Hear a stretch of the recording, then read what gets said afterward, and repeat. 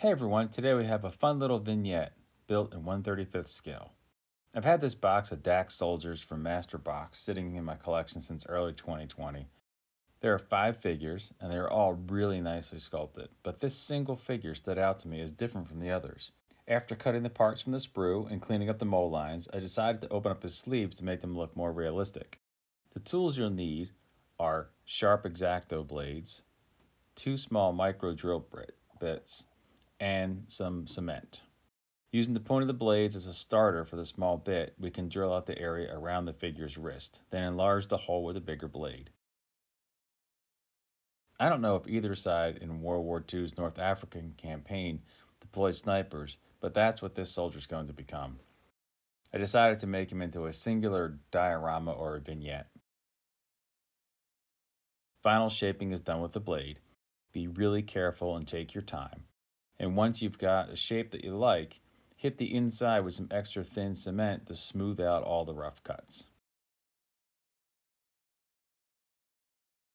Initially, I cut a sling from Tamiya tape, but ended up replacing the rifle with a scoped K98 I found later in another bits box. This is the figure assembled and ready for painting. Painting starts with the exposed skin, his face and hands.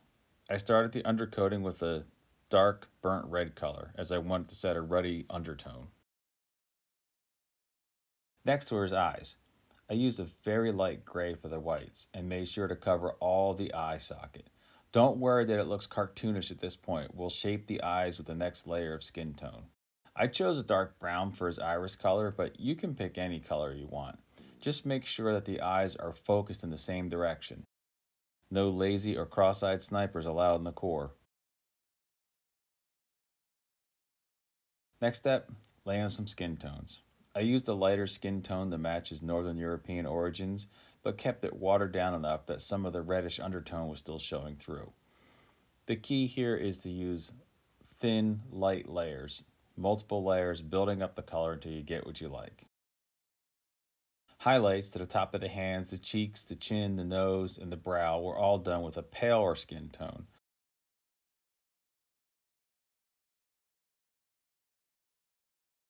In the background of this shot, you can see the various midtones I mixed on the wet palette using the 3 basic paints. His uniform started with the basic color of khaki, a nice pale greenish beige color from Vallejo. I did his jacket and pants in the same color.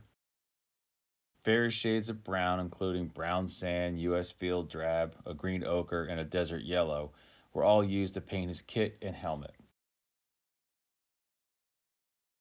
Leather was used to paint his belt, ammo patches, and harness webbing, leaving the bayonet sheath and tang in black, with English uniform being used for the long over-the-calf boots.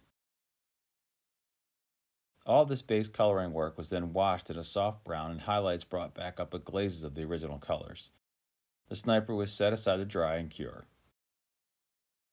Now onto the base work. I started with fitting a chunk of carved out pink foam insulation glued to a wooden base, which I picked up at a local big box hobby store. Heavy weights were used to hold the foam in place as Gorilla Glue tends to expand as it cures, but it does a really good job of bonding foam to wood.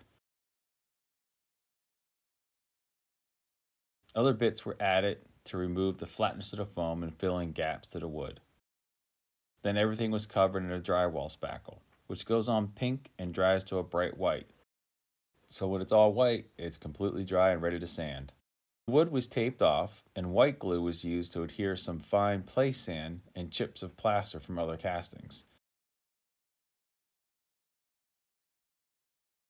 After it was dry, everything was painted a simple brown, and the unsanded areas black and gray to simulate some rocks. The sanded areas were dry brushed up with lighter and lighter shades of gray to create a variation in tonal values, while leaving the brown in the deepest recesses. The variation in color worked very well. This was then all brought back to shades of brown using sand golem and palette bone speed paints from Army Painter. I really liked using the speed paints as the darker colors will sink to the recesses and leave the lighter shades showing through the top, but still kind of staining it in the brown color of the sand. I think the variation in color looked very good. Various bits of flocking were added to give the desert a look of springtime greenery. Later, some model railroad trees were added. I like to think of them as immature wild olive trees near a shallow oasis, the perfect spot to keep cool while scouting and sniping. The exposed wood base was painted in a pale minty green. I was going for a sun-faded olive green uniform color. Not sure I got there, but it looks nice against the black. And finally, we just placed the sniper into the hollow with his rolled up bed sack used as a brace for his arm. So here's the final vignette. I hope you enjoyed this project. It was started and stopped several times and took longer than I expected to finish, but he's done, and it's time to move on to something with all of his box mates I have left. Until next time, happy hobbying.